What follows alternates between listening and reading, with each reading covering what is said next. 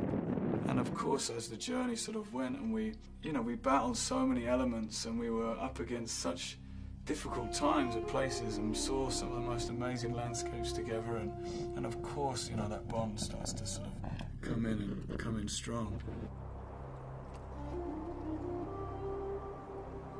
This group started to be real in time. In 4 months, that's starting to become real. So many hours every day. All these conditions, as I told you, from blizzard to 40 degrees in shadow and sandstorm, you start to attach, one to each other. You start to count on your friends, on everything, It's a very simple recipe. You just need 2 sprigs of rosemary and a pinch of nutmeg. Nutmeg? Yes. What about the salt? Well, no, we'll get to that. Now, add the oil, and you leave it to marinate while you prepare the chicken. This is where the salt comes in. Good. Yeah. You rub it into the skin of the chicken with a little bit of the paprika. But double the salt. No, you cannot just double the salt. It will be too salty then. I don't care, just double the salt. I'm not gonna ruin it. And there were times when we were all just sitting around a campfire, whether we were by a lake or whether we were up in the mountains or in the sand dunes, there was always some form of entertaining yourself and sort of getting through the day. But they had a great time together, and I enjoyed being with them. I would spend a lot of time by myself, though, however, as well, just because I like to.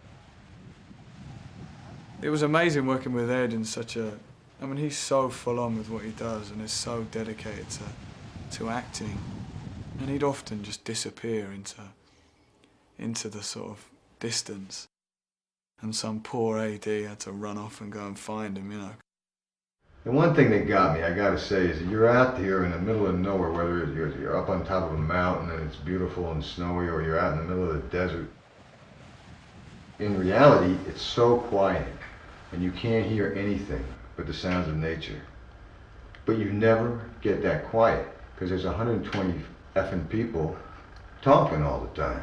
And there was one time in particular, I remember it so well, and we were walking through the desert, and Ed just asked the AD, look, could we just have complete silence? I said, can we just have 60 seconds of quiet here before we shoot this shot, so we can sense where we are? Because we're in the middle of nowhere, man, and that's what the story's about. And out of respect, everybody agreed to do that. And so we walked off, for a fair way in the distance, and then started walking back to be in the scene, And it was, you suddenly got it, and it was just like, wow, you could hear every grain of sand under your feet, you could feel the distance that you just come from, and you could feel the distance you still had to go. You could feel the isolation, and you can see how sometimes you really just need that. You need to feel the reality of it rather than the make-believe, I still don't think it should take that many people to make a film, though. Pretty much every place that we went to, in not only Morocco but Bulgaria as well, was like a beautiful painting. There's one great scene that Gustav owns, and it's when he walks into the monastery that has been completely destroyed. And he's backlit, so it's just this beautiful silhouette of this very tall, slim man. And it's gorgeous to look at. And then they turn around and you see everything's been destroyed. Then these beautiful birds just fly up into the light. What happened here? The same has happened in Russia.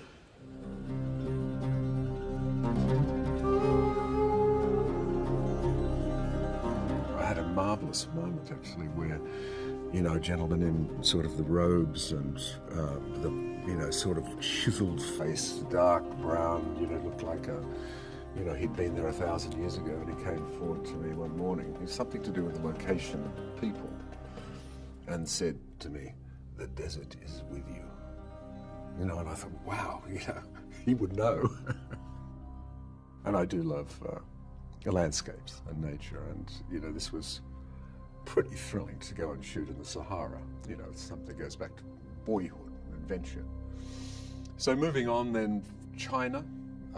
There were parts of Morocco we could get, where Mongolia bleeds into China. The Great Wall, however, there's only one. But we do have CGI. So we built a section of the Great Wall of China. This was obviously to show you that you were crossing, you know, into another country.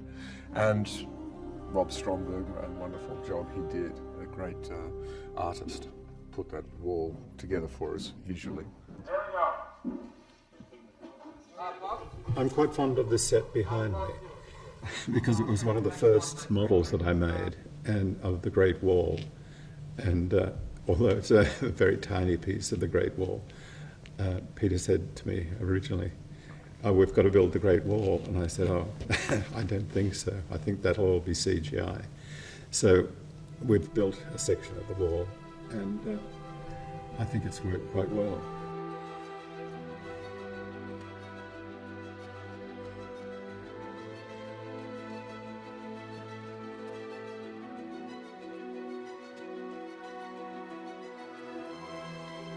You know, again, we found a spot to be Tibet, and finally, for India, India played itself in this film rather wonderfully, and Darjeeling, which is where our group cross out of the Himalayas.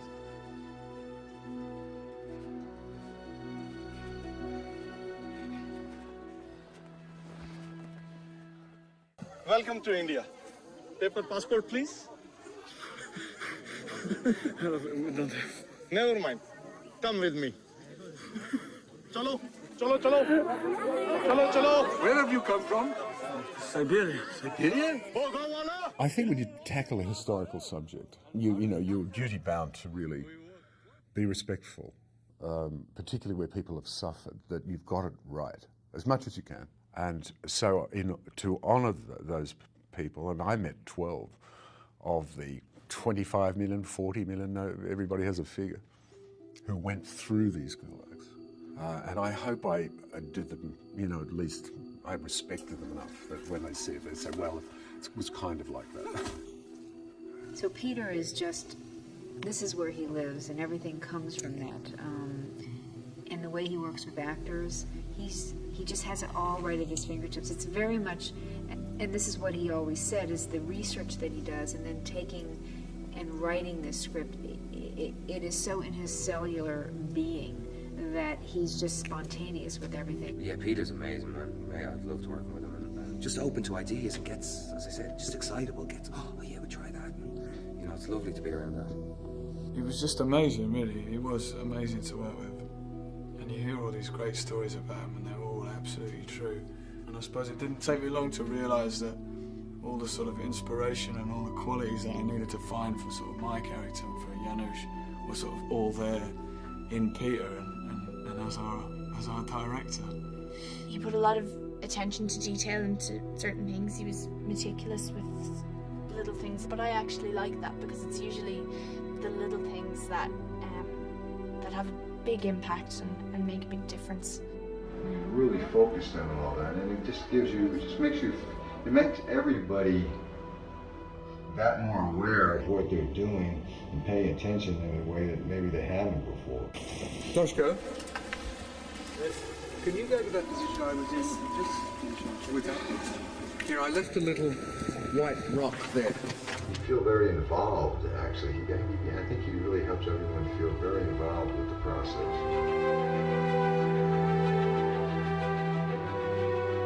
But we've seen some beautiful, beautiful country.